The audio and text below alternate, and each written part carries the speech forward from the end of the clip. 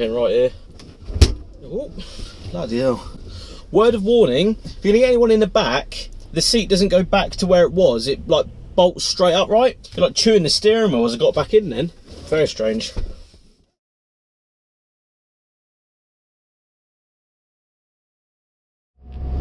Right, what's up guys?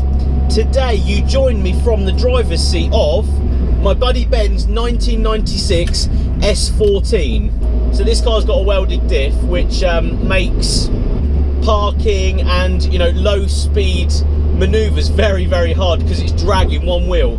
Sort of drift ready though, which is quite cool. So this has a dyno printout of 256 brake horsepower, a complete solid rear end. So all the mounts solid, which I can really feel as we're going along. It's like this, the front's quite soft, the back is hard as fuck. It's like, it's proper rigid at the back. He said to me it was sort of like having a wheel bearing gone, being that stiff, you can sort of hear everything. And I know exactly what he means. You can sort of sense that something's happened to the back end, but you don't know if it's good or bad or not.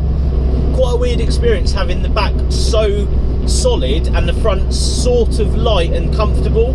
So the interior, quite a nice interior. You know, it's relatively stock apart from your gauges, which makes you feel like Tokyo Drift because there's one right there and there's two right there bolted on the dash. The seats are quite comfortable. They're not too hugging as a standard sort of feel, but they're not bad. I'm just so worried I'm going to stall the bloody thing. Oh, I like the turbo sound. Let's get a little bit of turbo in there. Oh, lovely sound. I'm sold already on the sound of the car, I tell ya.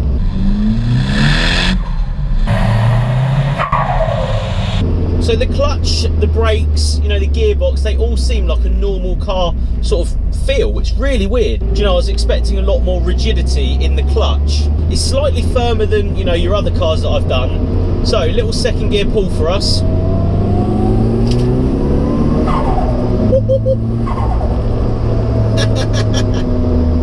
It sort of builds boost, and when it comes on, it's not vicious. It doesn't, you know, scare you. But it definitely puts a smile on your face. Sort of comes on boost rather than going boost like that, like other cars. As you're driving this car, you really get a sense that it wants to just go sideways though. With how firm the back is, with the welded diff, standard wheels on it, it's sort of slippery, I think. You do get a sense that if you were to just drop it into, you know, a lower gear, jam your foot down, it will go sideways. I just love the turbo sound. I'd just buy one just for that, if I'm honest. If you've got to use this every day, you want to sort of be happy with how comfortable the car is and how well it sort of is in traffic and at lower speeds. But I like the fact that you are constantly reminded from the back of the car that, yeah, do you want to go sideways? Do you want to go sideways?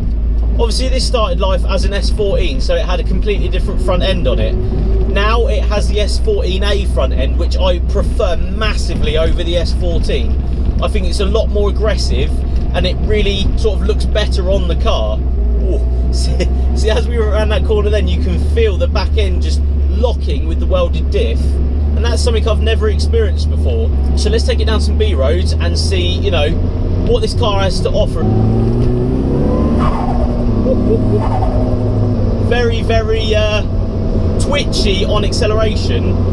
Quite nice though that it's from the back end, so you can sort of feel it being twitchy.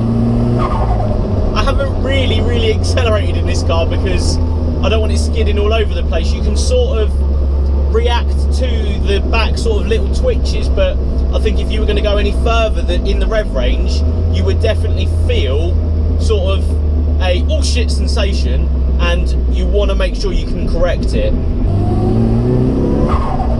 It's funny, it definitely wants to just wiggle like this. So don't get me wrong, this isn't really the B-road basher that you can put into any corner and sort of come out the other side not going backwards.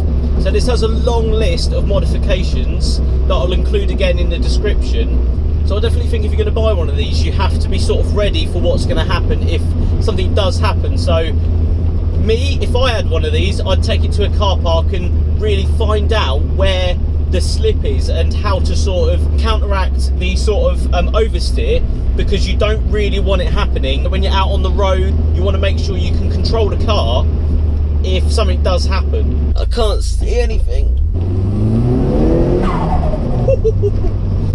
You want to be on your toes in this car, especially when it comes on boost. I must admit, parking this thing, it's like road.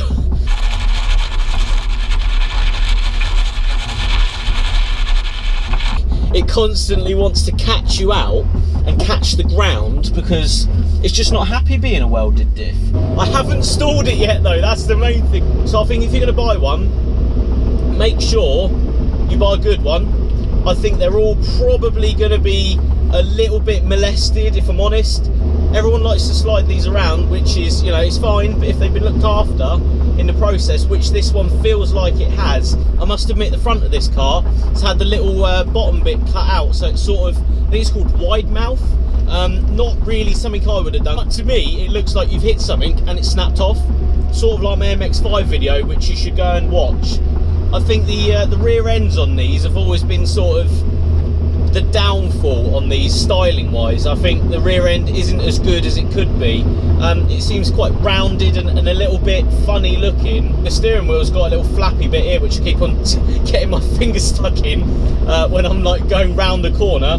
Parking sort of stuff is a bit here and there, but it's not bad. It doesn't judder like mad, that's the main thing. Oh, you're in the middle of the road there. Middle of the road there, that's good, isn't it? 58 plate McGann bloody whatever the hell that was. The trouble is, every time you come to a corner, you know the car can go sideways, but you doubt your talent instead of actually wanting to do it. So you like sort of creep out. Oh, now we're in a straight line, put your foot down. So because of the drift tax that are on these at the moment, they seem to fluctuate in price dramatically, in my opinion. I seem to see them range from like 2 grand to 10 grand.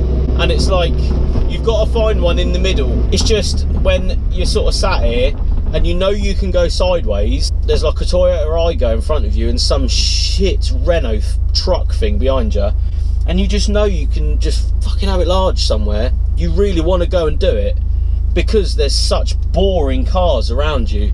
At some point in your car career of, you know, purchasing cars, and you need to have something that's rear wheel drive.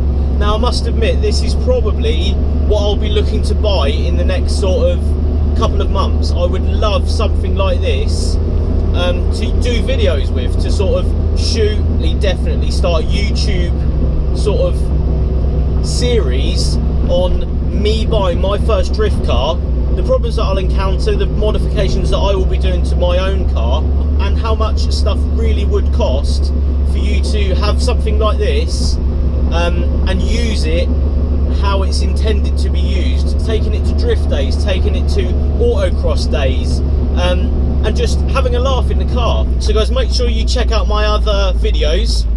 This is my first one in sort of a rear wheel drive turbo car. So guys, thanks for watching. Make sure you like and subscribe, and I'll see you on the next one. Cheers.